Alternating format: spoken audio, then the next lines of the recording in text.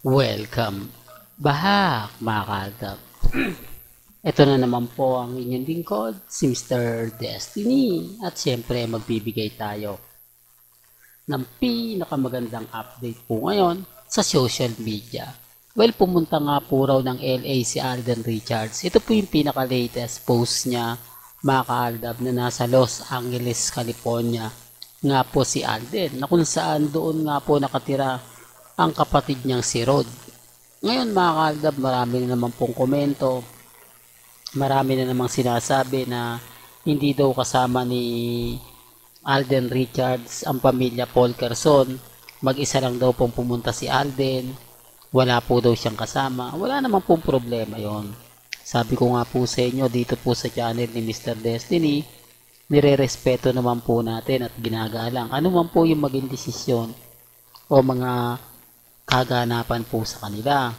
Basta sabi ko nga po sa inyo kung ano lang naman po yung latest, kung ano lang naman po yung update, yun lang naman po yung ihahatid natin. Di po ba? Wala naman po tayong kumbaga sinasabing ganito, sinasabing ganyan. Pero bakit nga po ba sila apekte? Bakit ramdam mo na naiinis po sila sa mga pahayag at sinasabi natin? Yung tipong kahit anong gawin po natin, ramdam mo na guilty lagi sila. Di po ba? Ayaw na ayaw po nila na pag-uusapan nga po ang kapatid ni Alden Richards. Bakit? Di po ba? Dahil nga po ba na kumbaga isa siya sa mga nagpalakas ng fandom ng Aldab. Isa siya sa nagsabing may pamilya na nga po si Richard Polkerson.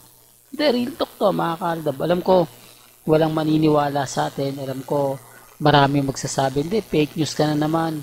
Walang sinasabi. Sa isang part ng video mga ka-Aldab, di po ba, na binati niya si Alden Richards. Pero hindi po ako namimilit.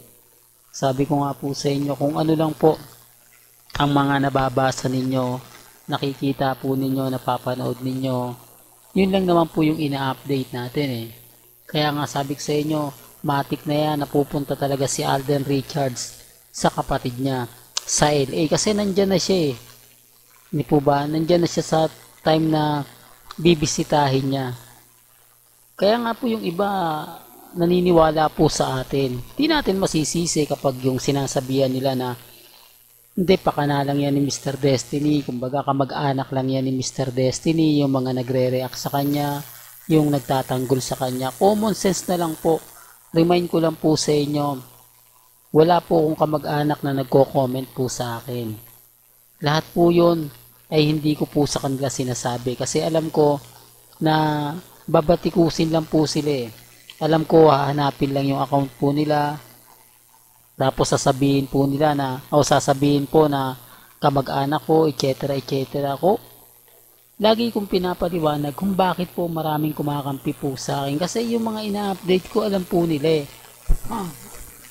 Hindi po gawa-gawa lang. At never po natin, kumbaga, sinabi na lahat po ng mga update natin, 101%. Hindi po ba legit siya? Yun ang pagkakaiba sa mga nagsasabing fake news, sa mga nagsasabing hindi totoo. Kasi kita nyo naman po yung mga ebidensya at resibo. Gaya po ngayon. Wala po si Catherine dyan. Siyempre, magkakaiba na naman po sila. Ito yung pinapaliwanag ko na hindi po totoo yung mga pahayag po nila. Kaya nga po nandito ang channel ni Mr. Destiny para basagin sila. Para ipamukha po sa kanila na hindi po uubra yung mga pinaggagawa po nila. Hindi po uubra yung mga sinasabi nila. Sabi ko sa inyo, di po ba, kung naandyan na ang pamilya ni Alden Richards, hindi naman po kasi celebrity si Daddy Bay para laging tinututukan kung saan pupunta sila, kung sino-sino, di po ba, at nasan nga po ba si Mama Ten. May mga point mga kaaldab na mapapaisip naman po kayo, hindi naman kasama si Mama Ten eh. Kita nyo naman po sa mga video, di po ba na naandun si Mama Ten, pero biglang nawawala. May mga point mga kaaldab, baka sabihin nyo, hindi, may mga kamag-anak si Mama Ten dyan. Never niya pong iiwan si Alden. Lalo na nga po dyan sa ibang bansa. Kaya sa mga nagre-react po sa mga komento, natatawa lang po ako no? Balikan natin yung kissing scene. Balikan natin yung, kumbaga, in-update natin. Ang daming nagre-react na keso ganito, keso ganon.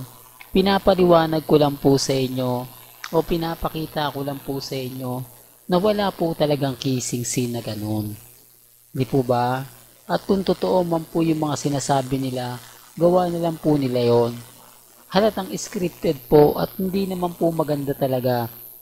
Yung ibig kong sabihin, hindi naman po masyado matagal.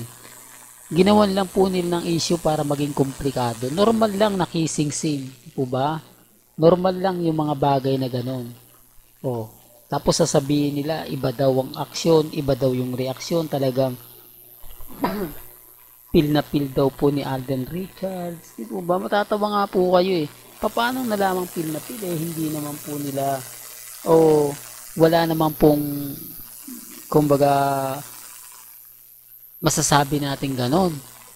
Kasi kung titignan nyo naman po yung kissing scene nila, ang bilis din naman natapos. Wala yung talagang encounter na sobrang hot. Di po ba? Tapos yung kwento, sobrang hot daw po. Grabe, no? Kaya nga po pag ako nagbibigay ng update o paliwanag, marami nagre-react eh. Marami nagagalit. Pero normal lang po yun. Sabi ko nga po sa inyo, dito po sa channel ni Mr. Destiny, marami po kayo maiintindihan, marami po kayong mapapanood, marami po kayong malalaman.